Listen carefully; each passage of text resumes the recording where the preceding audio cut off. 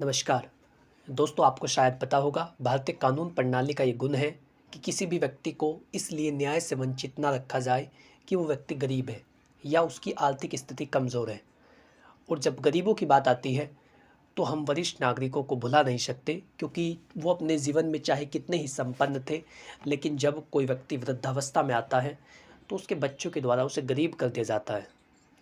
या या तो वो उसे परेशान इतना ज़्यादा करते हैं कि उसे गरीबों जैसी फीलिंग आती है, या फिर उसकी संपत्ति को हड़प लेते हैं। सारा जो बैंक बैलेंस है वो अपने नाम पर करा लेते हैं। और इन सभी के बीच में भी बुजुर्ग व्यक्ति कुछ नहीं कर पाता। वो क्यों नहीं कर पाता? क्योंकि उसके पास इतना पैसा नहीं होता, आर्थिक स्थिति से कमज़ोर होता है, अपना पक्ष कानून के समक्ष नहीं रख सकता। उसके लिए भी दस्तावेज़ तैयार कराने होंगे, वकील से मिलना होगा। तो ये समस्या आमतौर पर बुजुर्गों के सामने आती है कि यदि उन्हें कोई व्यक्ति परेशान कर रहा है या उनका शोषण कर रहा है या उन्हें प्रताड़ित कर रहा है, चाहे शारीरिक रूप से हो या मानसिक रूप से, ऐसे में वो अपना पक्ष कानून के समक्ष किस प्रकार से रखे, बिल्कुल मुफ्त में।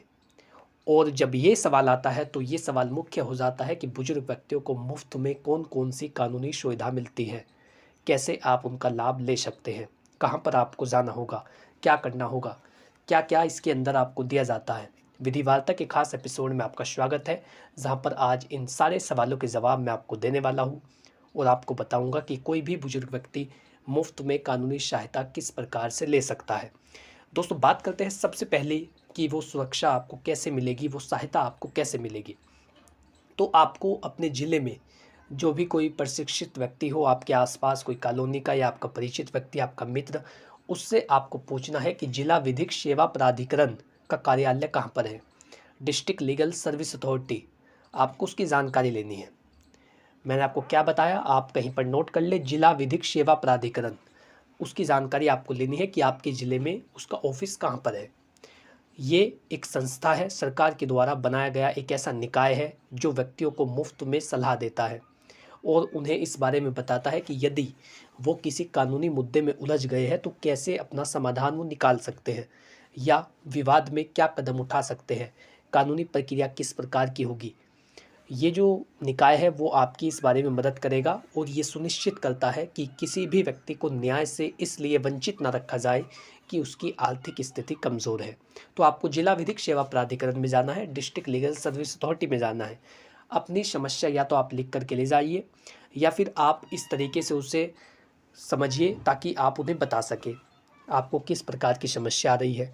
अपनी स्थिति से आपको उन्हें अवगत कराना होगा। जो भी सलाहकार आपको वहाँ पर मिल रहा है, जो भी वकील आपको मिल रहा है, जो भी अधिवक्ता आपको मिल रहा है, आप जब उनसे मिलेंगे तो उनसे बताएंगे कि आपको क्या क्या समस्या है, किस व्यक्ति के द्वारा आपको परेशान किया जा रहा है, कितनी तारीख को आपको परेशान किया गया, परेशान करने के लिए वो व्यक्ति क्या क्या घटनाएं आपके साथ करता है, क्या आपकी संपत्ति को हड़प लिया गया है या बैंक बैलेंस अपने नाम करा लिया गया है, या फिर नॉमिनी कोई ज़बरदस्ती बन गया है। तो जो भी आपको समस्या हो वो बात आपको बतानी होगी। वहीं दूसरी ओर आती है, यदि आपकी पेंशन रुक गई है, पेंशन यदि रुक गई है तो आप क्या कर सकते हैं। ये जो सारी समस्या है, ये जो कानूनी समस्या है, संपत्ति से संबंधित, आपके अधिकारों से संबंधित, पेंशन से संबंधित, बैंकिंग से संबंधित, वित्तीय लेन देन से संबंधित, यदि किसी भी प्रकार की आपको समस्या है तो हर तरह की समस्या का समाधान आपको जिला विधिक सेवा प्राधिकरण के द्वारा दिया जाता है। अब बात करते हैं कि क्या क्या सुविधाएं आपको मिलती है। तो सबसे पहले तो यदि आपके साथ कोई व्यक्ति शोषण कर रहा है, मारपीट कर रहा है, तो ऐसे में आप अपना पक्ष अदालत में रखने के लिए जिला विधिक सेवा प्राधिकरण से मुफ्त में वकील ले सकते हैं। ये आपका अधिकार है और मुफ्त में आपको वकील दिया जाएगा। सरकार उसकी फ़ीस भरती है, लेकिन वो आपका पक्ष आपकी ओर से न्यायालय के समक्ष रखेगा। इसी के साथ आप मुफ्त में कानूनी सलाह भी ले सकते हैं। जब आप उनसे मिलेंगे तो आप उन्हें अपनी समस्या बताएंगे।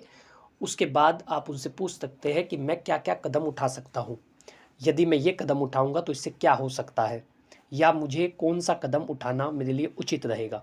जो भी आप सलाह लेना चाहते हैं वो सलाह भी आप वहाँ पर ले सकते हैं। मुकदमे में फ़ीस की छूट भी आपको मिलती है। इसी के साथ कानूनी दस्तावेज़ तैयार करवाने में भी आपको छूट मिलती है। तो ये सुविधाएँ आपको जिला विधिक सेवा प्राधिकरण के द्वारा दी जाती है। अब देखिए किन किन मामलों में आपको सहायता मिलेगी, किन किन मामलों में आप सहायता ले सकते हैं जिला विधिक सेवा प्राधिकरण से, ये भी जानना महत्वपूर्ण है।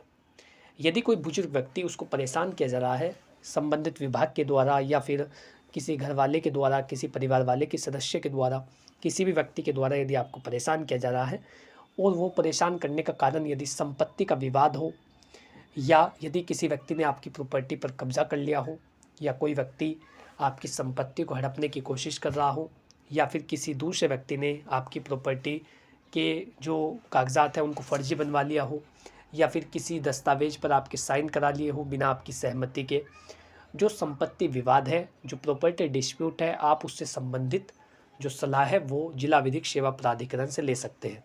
वसीयत बनाने के बारे में भी आप पूछ सकते हैं। संपत्ति से संबंधित जिस प्रकार का भी आपका विवाद हो उसकी जानकारी आप वहां पर जाकर के ले सकेंगे।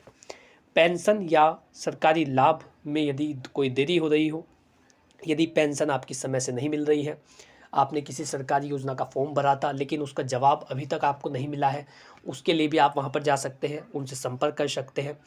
इसी के साथ बच्चों द्वारा यदि उत्पीड़न किया जा रहा हो, आपको प्रताड़ित किया जा रहा हो, गाली गलौज की जा रही हो, मारपीट की जा रही हो, या फिर जैसा ज़्यादातर घरों में होता है कि बच्चे आपको घर से बाहर निकालने की धमकियाँ देते हैं, वो कहते हैं कि घर खाली करो, जबकि वो घर आप ही का है, आप ही ने उनके नाम किया है, या वर्तमान में भी वो आप ही के नाम है, लेकिन बच्चे ऐसा करते हैं कि आप घर से निकालने की धमकियाँ देते हैं। तो यदि किसी भी प्रकार से आपको उत्पीड़न आपके साथ किया जा रहा है, परेशान आपको किया जा रहा है, तो ऐसे में भी आप जिला विधिक सेवा प्राधिकरण में जाकर के मदद ले सकते हैं। इसी के साथ यदि आप चाह रहे हैं कि कोई बच्चा आपके साथ मारपीट या दुर्व्यवहार कर रहा है, डेली आपके साथ ऐसा बर्ताव करता है, आप चाहते हो उसे घर से बाहर निकालना, उसको बेदखल करना, तो आप ऐसे में भी प्रार्थना पत्र लिखवा सकते हैं। आप उनसे पूछ सकते हैं कि क्या क्या लिखा जाएगा, कैसे मैं इसे ड्राफ्ट कर सकता हूँ। और जब आप ऐसे व्यक्ति को घर से बाहर निकालना चाहते हैं तो बेदखली की कार्यवाही की प्रक्रिया के बारे में भी जानने का आपको अवसर मिलता है, और आप संबंधित सलाहकार से इस बारे में पूछ सकते हैं कि मैं अपने इस उत्तराधिकारी को अपनी संपत्ति से बेदखल करना चाहता हूँ, मेरी ऐसी इच्छा है कि मेरे मरने के बाद भी ये संपत्ति इस व्यक्ति को ना दी जाए। जिस तरीके की भी आपकी समस्या हो आपको उन्हें बतानी है। इसी के साथ यदि आपके साथ कोई धोखाधड़ी की गई हो, आपको इसलिए भी सावधान रहना है। कई सारे व्यक्ति ऐसे हैं जो आपको कहेंगे कि मैं बैंक का अधिकारी बोल रहा हूँ, मैं पुलिस विभाग से बोल रहा हूँ, या यदि किसी भी विभाग से आपको वो बता रहा है तो पहले उसकी सत्यता की पुष्टि करें। यदि आप OTP शेयर कर देते हैं, अपनी पर्सनल डिटेल, व्यक्तिगत जानकारी उस व्यक्ति को दे देते हैं, ऐसे में आपका बैंक अकाउंट भी खाली हो सकता है, आपके साथ धोखाधड़ी भी हो सकती है। तो धोखाधड़ी से संबंधित सलाह भी आप जिला विधिक सेवा प्राधिकरण से ले सकते हैं। या यदि किसी व्यक्ति ने आपको परेशान किया, आपके साइन ज़बरदस्ती किसी कागज़ पर करवा लिए और आपको पता चला कि आपकी प्रॉपर्टी ट्रांसफ़र हो चुकी है, तो जैसे भी धोखाधड़ी आपके साथ हुई हो, धोखे से कोई वसीयत लिखवा ली गई हो, अननेसेसरी कोई व्यक्ति आपका लीगल हेयर बन गया हो, किसी व्यक्ति ने अपने आप को उत्तराधिकारी बनाने के लिए आपके ऊपर जोर डाला हो, प्रेशर लगाया हो, तो ऐसे में भी आप सलाह ले सकते हैं कि मुझे क्या करना है। इसी के साथ यदि निजी अधिकार से संबंधित मामला हो, किसी विभाग के कर्मचारी या अधिकारी के द्वारा आपकी बातों को नहीं सुना जा रहा हो, आपका जो अधिकार है उसको पूरा नहीं किया जा रहा हो, तो ऐसे में भी आप सलाह ले सकते हैं। यानी कहने का अर्थ है आपको कभी भी शोषण को नहीं झेलना है, ये सोच करके नहीं झेलना है कि आप गरीब है या आपकी आर्थिक स्थिति कमज़ोर है। वहाँ पर जाइए, मिलिए, बताइए कि आपकी क्या क्या समस्या है, क्या आप चाह रहे हैं, कैसा करना आप चाहते हैं, क्या आप बेदखल करना चाह रहे हैं या फिर उस व्यक्ति को संपत्ति देना चाहते हैं, लेकिन किस तरीके से देना चाहते हैं। जब आप उन्हें अपनी बातें बताएंगे तो वो आपको सलाह देंगे और आपको बताएंगे कि आप क्या क्या कर सकते हैं।